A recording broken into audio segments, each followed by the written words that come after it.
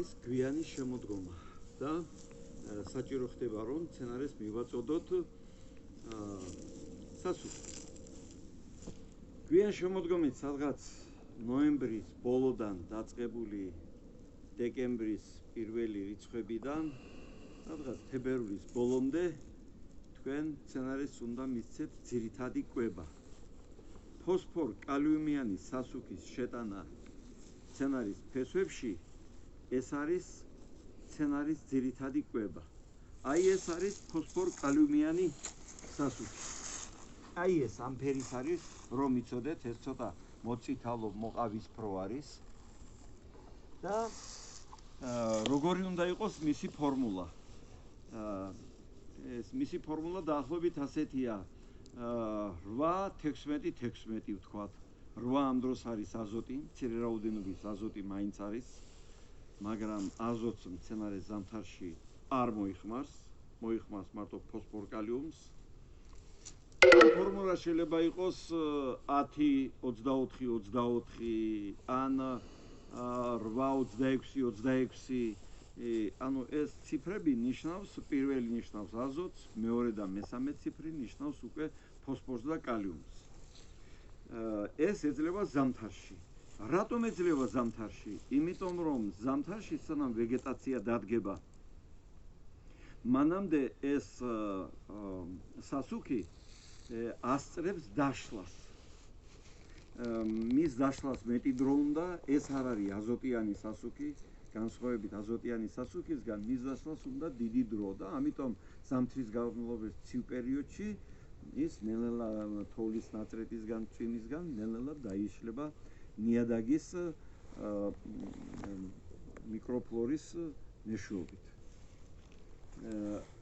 რახან განსაზღვრეთ, რომ ახლა ფოსფორ-კალიუმის სასუქი ეძლევა, მაშინ ჭირდება გავიგოთ, რამდენი უნდა მივცეთ და სად.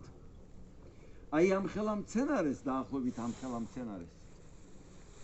საკმარისია მისცეთ 300-400 გრამი ფოსფორ-კალიუმის სასუქი და დამოკიდებულია რამდენია შიდ ფოსფორის რაოდენობა. თუ ფოსფორის პროცენტული შემადგენლობა არის 20-22%, შეგიძლია მისცეთ 400 გრამი. აი ამ სასუქს აქვს შემადგენლობა 26-26%. შეგვიძლია მივცეთ 300 გრამი. გააჩნია სცენარის სიდიდეს და პროცენტულ შემადგენლობას. საშუალოდ უნდა მისცეთ 300-400 გრამი ასეთი სახით. სად მივაყაროთ? უნდა მოხდეს მისი ჩაბარვა. ჩაბარვა უნდა მოხდეს არაუშუალოდ აქ ფესვთან ზოგიერთი რო აკეთებს. არა. უნდა მოხდეს ცოტა მოშორებით, იმიტომ რომ აქ მცენარეს აქვს შემკრები ფესვთა სისტემა. ხოლო შემწოვი ფესვთა სისტემა მას აქვს აქ. და მოვალში გაითვალისწინეთ მორწყვის დროსაც. მცენარე ირწყვება არა აქ, არამედ სადაც მისი შემწოვი ფესვთა სისტემა. ამიტომ თქვენ მას მიაღრით 300-400 გრამს აი ასეთი სახით. აი ასეთი სახით ფოსფორ-კალიუმიან სასუქს. აი ასე. ეს უკვე საკმარისია და შემდეგ ჩაბარვა ხდება ასეთი სახით. ესე იგი, აუცილებელი არ არის, რომ ეს თქვენ ასე ვერტიკალურად ბოლომდე გაუშვათ. საჭიროა ცოტა დახრილად, რომ კონფლიქტი არ ქონდეს ფესვთან, აი ასე დახრილად. ყველგან სხვადასხვა ნიადაგური პირობებია, ეს ქვიანი ადგილი არის აქ, ყველგან ერთნაირი არ არის, ცოტა დააწვინეთ და უნდა ჩაბაროთ ისე, რომ სასუქი მოხდეს ქვევით. აი ასე. შემდეგ მეორე პირი გააკეთეთ, ერთი წყება არ ყოფნის. აი ასე. აი ასეთი სახით. ნიკა მშრალია ცოტა. შემდეგ ბალახებია ბევრი, კორდი. ეთყობა კარგახანი აქ ბარი არ მისულა. აი ასეთი სახით. მე არ დავიწყებ ახლა მის ბოლომდე ბარვას. აი ასეთი სახით მოხდეს უნდა ჩაბარვა. აზოტიანი სასუქისაგან განსხვავებით ეს ჩაიბარება უშუალოდ ფესვში. რატომ? აზოტიან სასუქს გააჩნია მიგრაციის უნარი. ანუ აზოტიან სასუქს რომ მოაყრე,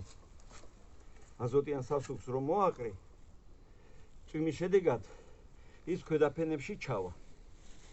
ამას არა აქვს უნარი მიგრაციის ამ სასუქს. ეს აუცილებლად უნდა მივაწოდოთ ფესვებში. აი ეს თავისებურებაა.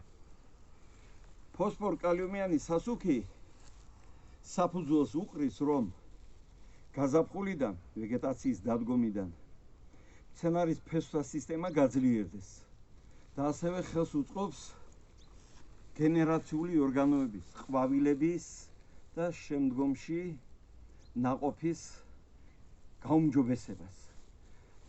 ის არ მუშაობს აზოტივით მცენარის სხეულის გაზრდაზე, არამედ ის მუშაობს მცენარეთა ფესვთა სისტემისა და მისი ყვავილებისა და ნაყოფის გასაუმჯობესებლად. აი ეს თავისებურება არის. ფოსფორ-კალიუმიან სასუქით მცენარის კვებას ქვია ძირითადი კვება, ხოლო გაზაფხულზე აპრილის თვეში აზოტიანი სასუქით კვებას ქვია დამატებითი კვება. აი ასეთი მნიშვნელოვანია ზამთარში ფოსფორ-კალიუმიანი სასუქით მცენარის უზრუნველყოფა.